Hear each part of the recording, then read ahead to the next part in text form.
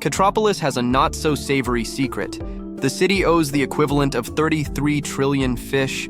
33 trillion. That's so many fish you could stack sardines on sardines to form a bridge across the ocean, or feed all the cats on the planet for centuries. The number is so absurd it leaves any fishmonger at the port open-mouthed.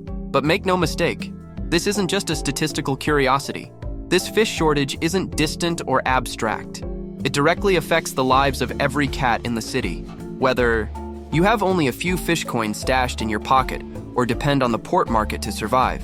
This colossal debt is like an invisible tide that influences prices, employment, and even the value of each fish you can exchange for a plate of food. And the strangest thing is that, despite already owing this entire mountain, City Hall continues to borrow more and more fish every year, as if there were no limit. There is no pause, no break, just a growing pile of promises made in exchange for fish. Then comes the inevitable question, which will guide everything that follows. Who is delivering so many fish to Catropolis? And why do they trust that these fish will someday be paid back? Time. Every year, Catropolis City Hall goes on a fish hunt. It collects fish from all over, from cats working in candy stores, feed factories, art studios, even those who spend their days fishing on the pier. This collection has a name: taxes. In theory, these collected fish should support the city, keeping the streets clean, building new bridges, paying the night watchman, supplying the feline hospitals, and even ensuring the waterfront lights stay lit. It's the social contract. You hand over a portion of your fish, and in return, the city takes care of the rest. But here's the problem. City Hall is never satisfied with its revenue. Year after year, it spends far more fish than it can collect. No matter how hard the harbor cats sweat to deliver their share, expenses always exceed revenue. And when this happens, a deficit is born, a hole in the bottom of the aquarium that needs to be filled somehow. How does Catropolis resolve this gap? By issuing something called fish vouchers, or simply IOUs. Imagine a piece of paper that reads, "Lend me your fish now, and I promise to pay you back later with a few extra fish as a thank you." These pieces of paper circulate on the market as official promises. Investors, banks, and even retirees who have saved fish their entire lives buy these vouchers, believing that in the future, they will turn into more fish. So, each year the city doesn't settle its accounts with what it collects, but with what it borrows. And this gear never stops turning. The result? An ever-growing pile of IOUs, piling up until it forms an unstable tower that threatens to collapse on us all. And here comes the question that no one can ignore. If City Hall depends so much on fish vouchers to survive, after all, who keeps lending all these fish? And look, if this tsunami of fish already seems absurd to you, imagine what comes next. That's exactly why I keep bringing these analyses here. So subscribe to the channel now, because you won't want to miss it when I show you how this falls straight into your head. Dish. If Catropolis is constantly borrowing fish to make ends meet, the inevitable question arises: who are the generous cats who keep handing over their fish in exchange for a gift card? The answer starts close to home. Local banks, investment funds, and even downtown aquarium shops are willing to buy these IOUs. They see the IOUs as a safe bet. Lend fish now, get more later. It's as if they're turning their reserves into a low-risk bet. After all, the city always pays, or at least promises to. But it's not just the big investors. Even the old cat who hoarded fish for decades in the back of her closet is in on this game. Her seemingly peaceful and stable retirement is often tied up in City Hall IOUs. In other words, without even realizing it, ordinary people end up financing this snowball, putting their savings in the hands of the city administration.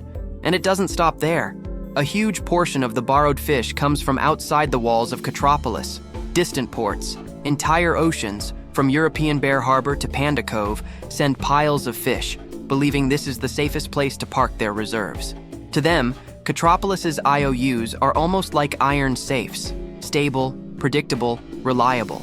This external trust is what keeps the wheels turning. After all, without the fish arriving from overseas, the debt pile would have collapsed long ago. But this relationship of trust comes at a price, because the more dependent Catropolis becomes on fish from abroad, the more vulnerable the city becomes to any change in the mood of these creditors.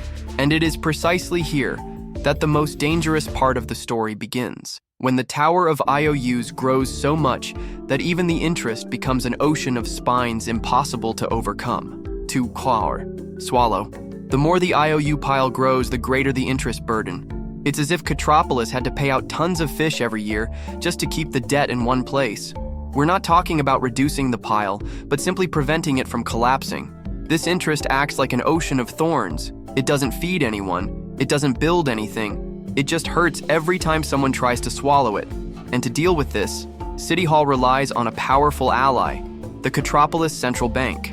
This bank has the ability to create digital fish out of thin air, buying IOUs to alleviate the pressure.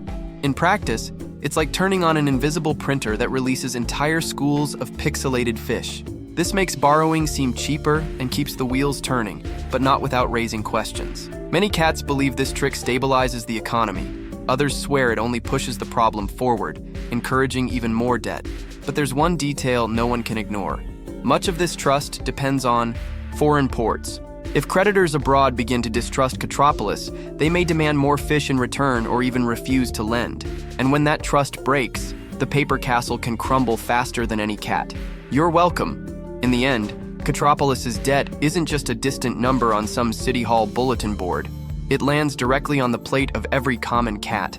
The more fish go to pay interest, the less there is left to keep the city's lights on, the schools running, and the hospitals supplied. This means higher taxes, weaker services, and a more uncertain future for those who depend on the ports market for their survival. And when creditors start to get suspicious, the value of each fish in your pocket shrinks. The fish that bought a whole basket of sardines yesterday may be nothing more than a bone tomorrow. This is the silent effect of inflation. You keep holding fish, but they become worth less and less. At the same time, jobs become more fragile, investments dry up, and the entire market loses confidence. The moral is simple. When a city lives forever on borrowed fish, sooner or later the bill comes due. And no matter how many IOUs are piled up, in the end, it's always the common cat that pays the price.